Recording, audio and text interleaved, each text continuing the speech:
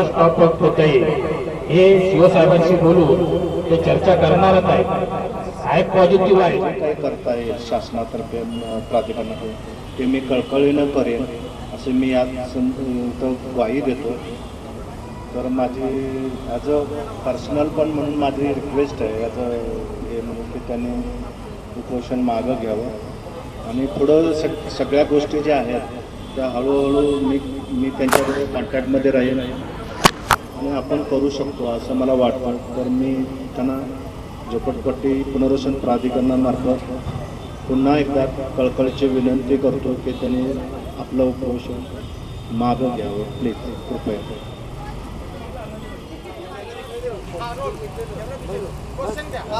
काय सांगाल एकत्रित अधिकाऱ्यांसोबत आता सध्या चर्चा झालेली आहे, काय सकारात्मक चर्चा झाली का?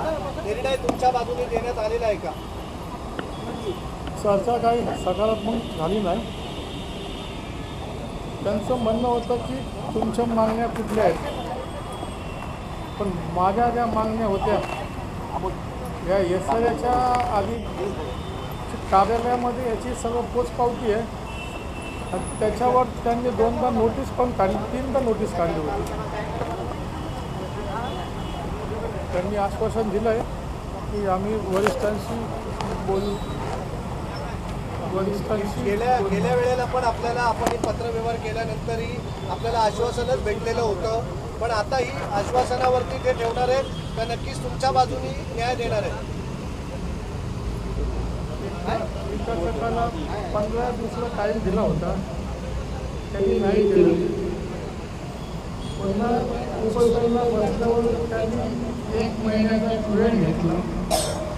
3 महिने झाले त्यांनी नाही केलं. आता 600 लोकांना घर खाली करायला सांगितलं अग्निशमन विभागाने. जर या ठिकाणी लोक वेगळी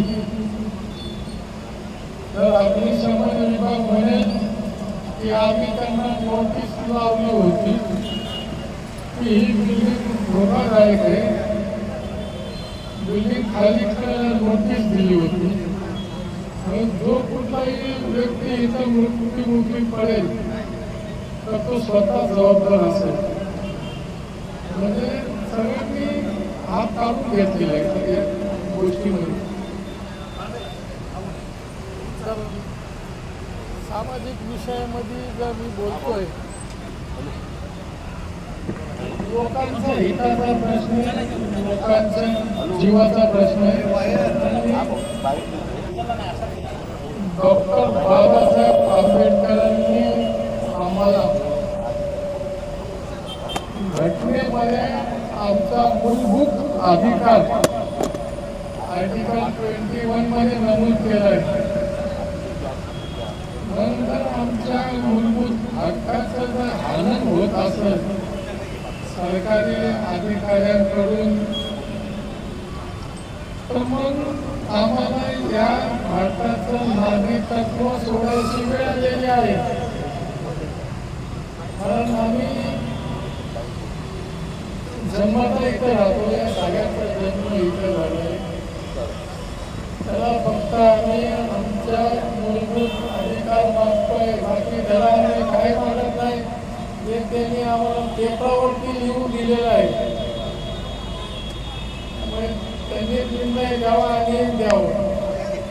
पवार साहेब काय सांगाल आपण एकत्रित ज्या प्रकारे यांची खालवत चाललेली आहे, 4था दिवस आहे आजचा, अधिकारी इथे आलेत, काय चर्चा झाली? सकारात्मक चर्चा झाली आहे का? न्याय भेटेल का? अन्यथा पुढची भूमिका काय असेल? सकारात्मक चर्चा झाली नाही. जोपर्यंत आंदोलकांचे जे मुद्दे आहेत, एका सगळ्यांचं जे काम आहे ते काम पहिलं थांबवलं गेलं पाहिजे. ज्या मागण्या आहेत त्या मागण्या त्यांनी लेखी स्वरूपात दिल्या पाहिजेत. आम्ही त्यांना सांगितलं की आम्ही आता राजेश खटावरची यांची चर्चा करतो, तुम्ही चर्चा करा आणि आमचं जे म्हणणं की पहिलं त्याचं काम पहिलं थांबवा आणि ज्या मागण्या आहेत तुम्ही जे काही ॲग्रीमेंट करताना जे तुम्ही डॉक्युमेंट तयार केलं होतं त्या डॉक्युमेंटमध्ये लोकांना ज्या कमिटमेंट केल्या होत्या, कॉर्पस फंड असतील, बुद्धिवाराच्या संदर्भात असतील, त्याच्यासह तुम्ही लेखी स्वरूपात आम्हाला आश्वासन द्या. त्याच्यानंतर आम्ही पुढचा निर्णय घेऊ. एकत्रित ज्या प्रकारे आपल्या कार्यकर्त्याची प्रकृती पूर्ण खालवत चाललेली आहे, अवस्था दयनीय झालेली आहे, याला जबाबदार कोण असेल जर काही झालं तर? याला सर्वस्व जबाबदार SRA डिपार्टमेंट आणि विकासक असेल. खरं तर डॉक्टरांनी सकाळी सांगितलं आम्हाला की तब्येत एकदम खालवलेली आहे, खरं तर ग्लुकोजला ॲडमिट करा. मी राजेश कदमवर एवढी विनंती केली, उपोषण मागे घेऊ नका, पण ग्लुकोज तरी लावून घ्या, जेणेकरून आपल्याला पुढचा लढा अजून चांगला तीव्रपणे लढता येतील. तर आम्ही त्यांना आग्रह करतो की तुम्ही ग्लुकोज लावा. की डॉक्टरांनी सांगितलं उन्हामुळे शरीरातलं पाणी कमी होत चालतं आणि जर पाणी कमी झालं तर किडनीवर परिणाम होऊ शकतो, अजून दुष्परिणाम शरीरावर होऊ शकतो. तर आपल्याला लढाव्या कार्यकर्ता आपल्याला पुढं टिकला पाहिजे, एक झालं पाहिजे. म्हणून आम्ही त्यांना सांगणार आहे की सर्वजण विनंती करतो आम्ही की तुम्ही ग्लुकोज लावून घेतलं पाहिजे. आणि जोपर्यंत यांच्या लेखी स्वरूपात आश्वासन येत नाही, यांचं जे आपलं काम थांबवत नाही, त्याच्या नंतर आंदोलन आम्ही निर्णय घ्यायचं. नंतर निर्णय घेतला काय करायचं. काय सांगाल? आपण पाठिंबा दिला आहे, अशी वेळ आलेली आहे सगळ्या लोकांवरती, काय सांगाल? नाही, असं आहे की मी जनतेच्या सोबत जाईल. मला सकाळी पवार साहेबांचा फोन आला आणि आमचे मित्र दिनेश भाऊ त्यांचाही फोन आला की अंबरमानला असं आंदोलन चालू आहे. तर आंदोलन चालू आहे त्याबद्दल मी बोलून ठीक आहे. सुमित वधाई साहेबांनी मला सांगितलं की मी विधान भवनामध्ये आहे, मी एकनाथजी शिंदेंच्या कानावर हे प्रकरण घालतो चेंबूर अंबरमानचं. आणि सुमित साहेबांनी मला इकडे पाठवलं आणि मी जे राजूभाऊंनी प्रश्न मांडलेले ते 100% रास्त आहेत. मी 15 मिनटं 20 मिनटं इथे ऐकत होतो अधिकाऱ्यांची डिबेट करते वेळी की राजूभाऊंनी मांडलेले प्रश्न 100% खरे, त्यांना न्याय भेटला पाहिजे. आणि शिवसेना झोपडपट्टी महासंघ राजूभाऊच्या मागे 100% उभी आहे. आणि सुमित वधाई साहेब एकनाथ शिंदे साहेबांशी भेटून हे प्रश्न विधानभवनात कसे मांडता येतील त्याचा प्रयत्न करत आहेत. आणि हे प्रश्न उद्या विधानभवनामध्ये मांडले गेले तर बहुतेक या बिल्डराला जाग येईल. आम्ही आत्ता सांगितलं बिल्डराला की SRAचे अधिकारी प्रकाश बिर्जेसह आलेले, आम्हाला स्टॉपवर पाहिजे, याच्यावर म्हणजे पाहिजे तर ते उपोषण संपेल असं मी मान्य करतो. आणि माझे सहकारी दिनेश भाऊ पण इकडे आलेले आहेत आणि पवारसाहेब पण आहेत आणि राजूभाऊंना आमचा महासंघातर्फे 100% पाठिंबा आहे.